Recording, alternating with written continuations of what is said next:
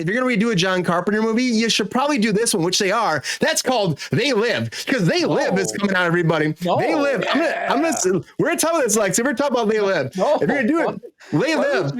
You should do it. No, you should not do it. It's going to be so good. Let me break it down fast. I'm very excited. We're going to talk about They Live. So, Roddy Piper. I love me some Roddy Piper. Freaking put him in the sleeper hold and say goodnight. But Roddy Piper's They Live and John Carpenter's, they're planning a reboot. And this is another movie that, again, they've been planning for a long time. This is a 1988 cult classic. And of course, it comes down to Roddy Piper's character. He finds these glasses, he puts them on, and he sees that the world is much different than he believes it is. Now, of course, there's a satire on the world we live in.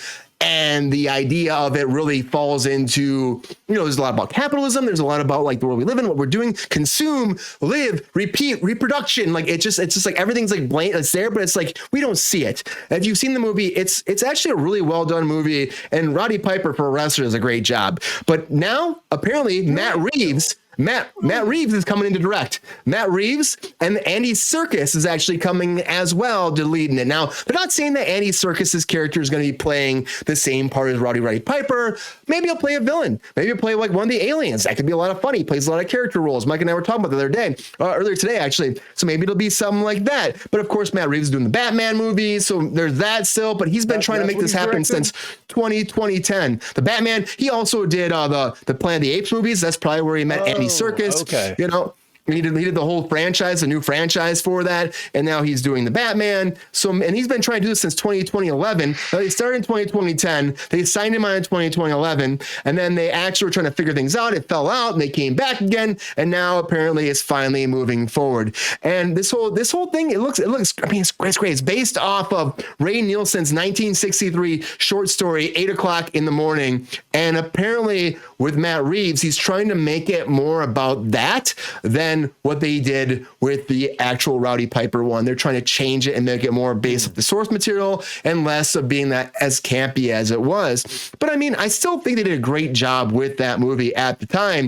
And I had a fun time with it. I mean, they spent $3 million on this and they made $13 million back in like 1988. That was a lot of money. Did really well for them. VHS rentals, man. I've rented it 18 times myself. That's a good question. I mean, 13 million just at that time. And it's a big movie, Carpenter big movie. Mike, dive into us for it. Do you think that this is a good idea to do a reboot to this, or do you think they should have let They Live in the past? Am I right about this, Brian? You had on that old ass gigantic wooden tube TV in your basement, you had a VHS copy of They Live. I did. And that's the first time I saw that movie, which probably would have been sometime around 1998. This movie is great. This movie is great. I love this movie so much. It's easily in my top 5 of 1980s movies. It's an incredibly broad cultural allegory. So people took swings at it at the time, the critics, when they were reviewing the movie.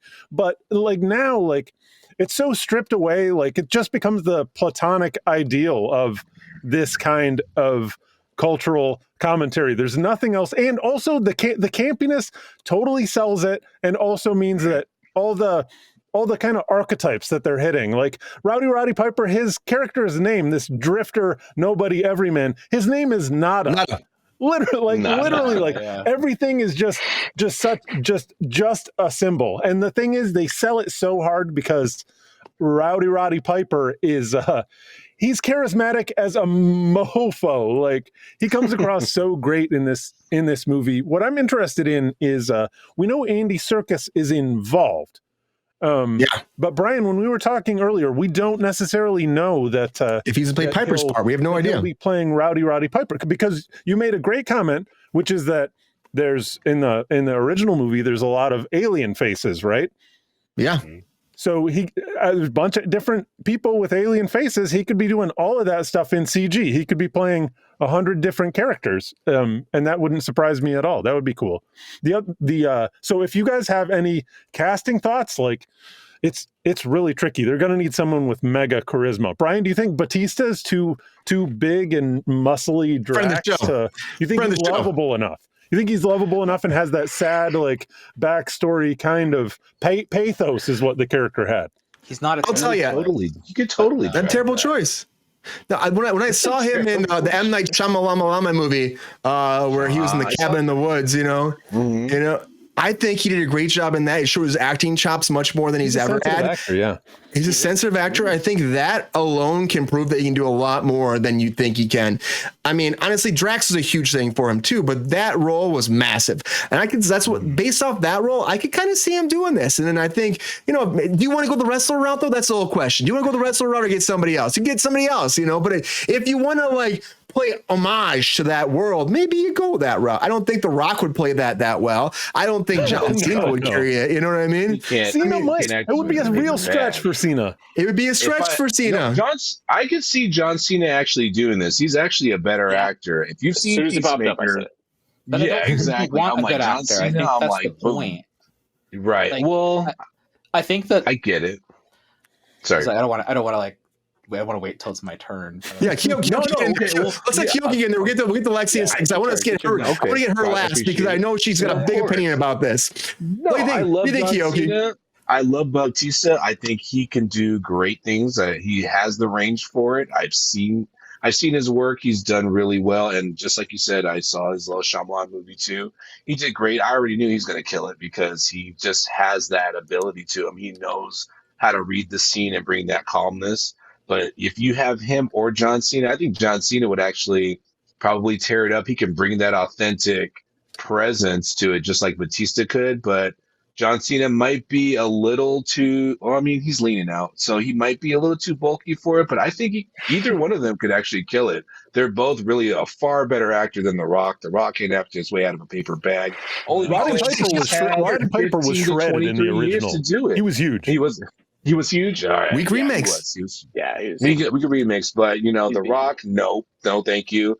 I'd even take Jason Momoa over The Rock only because I've seen some movies. That could be good.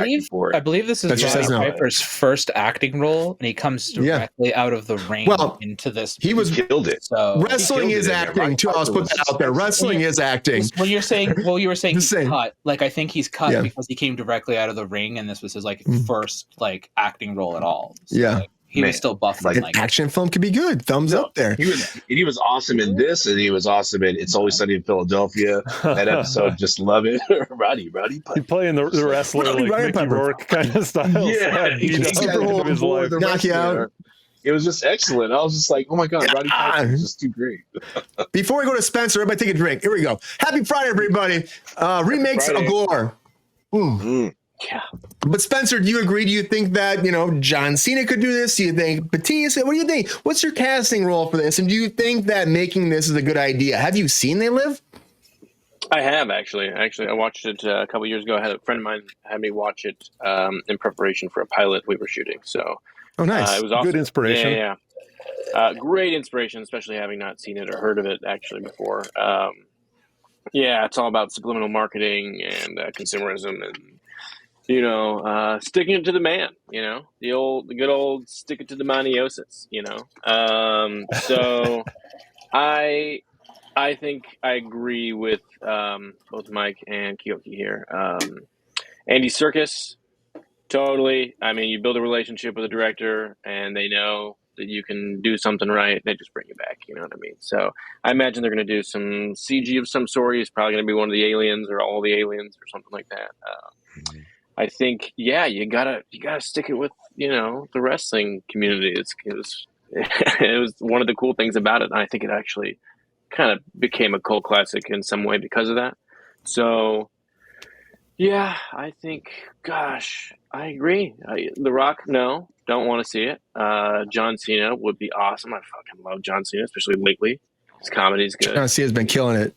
Yeah, but I do think Batista's a better dramatic actor. I think he could do it, some justice. And if they don't, they could do this so well or so terribly. So it's kind of sad to think about because it's not like they've been doing very well lately. But I don't know. Spencer, you remember that 6-minute fight sequence in They Live? Oh God.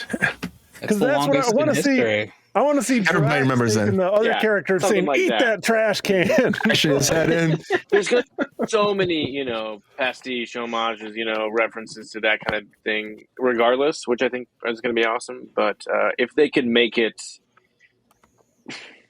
real while still just having ridiculous, cats in the background, cat noises and random shit, I think it's cat noise there, Mike. No. Yeah. I think they got to keep the campy level. You're right. It's critical to the vibe of the original and the success. Mm-hmm. And they're calling it They Live Conspiracy Unveiled. So I mean, maybe it's so that's what they're unveiled. Maybe I don't know what I said. I've been drinking a little bit. Unveiled. Thank you, co-host. 3 words total. That's it. Ugh. That's I know. So Lexi, rip us apart. You think this is not supposed to be happening? What do you think? First of all, take a drink and then tell us, because I guarantee you need you need that when you get into this. I guarantee it's going to be good. Magic. Another one. First of all, that fight sequence is the longest on-screen single shot fight sequence ever shot in film history. It's so good. It's amazing. So yeah, good job. But the original film is obviously like a social commentary. It's a great film. It's perfect for Reagan era.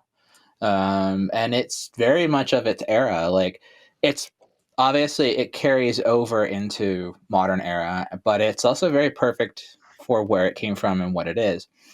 Also, this movie has basically been remade and nobody watched it. It was called Branded, and it was a brilliant fucking movie. And I don't know why nobody watched it. And actually, I tried to buy the DVD of Branded recently, and it's fucking impossible to get your hands on. That was the one where the advertisements came to life. They were all aliens. I don't know if anybody saw that. I never saw that. No. Fucking amazing. Me neither. It came out in like the 2010s. Such a good movie. I think it might have been Russian, actually. So maybe that's why people were like a little confused about it. But that was a good movie. And basically, like, that's a good modernization of this film. So it's already been done. I don't know what you want to do, because Branded is exactly the direction that you want to take it if you're going to do it. Outside of this, They Live is incredibly male, and that's okay. I'm not complaining about that. But the original film is essentially from the perspective of a man who is a very average man, like a very, very basic intelligence man who comes across these glasses. And so his interpretation of what he discovers and what he figures out, he handles in a very male way. My statement of this is because, like, he's angry and he handles things like with a giant long fist fight with his friend to try to get his sunglasses on.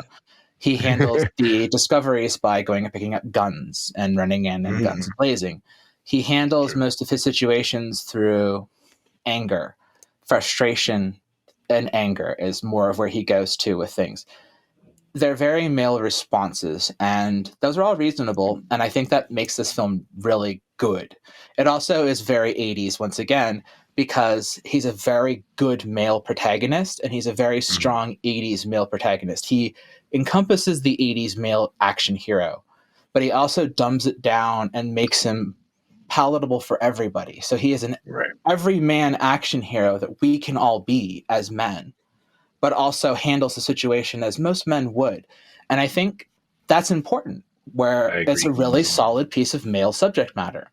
When you're remaking this movie for 2030 or 2023, make it a woman. Make it a woman. Like, go as a woman. Go that direction. Make the protagonist female. Change the direction of it to, like, how a woman would handle the situation, how a woman would handle it in the modern world. And that's the way you remake it. That's a really compelling movie, Lexi. Work. That's interesting. Same film. Different. Just change it to a woman. Who would you pick? I cast? I don't know. Top 2? No, I wouldn't go. Rowdy Ronda Rousey. We need then. Rowdy Ronda Rousey. That's what we need.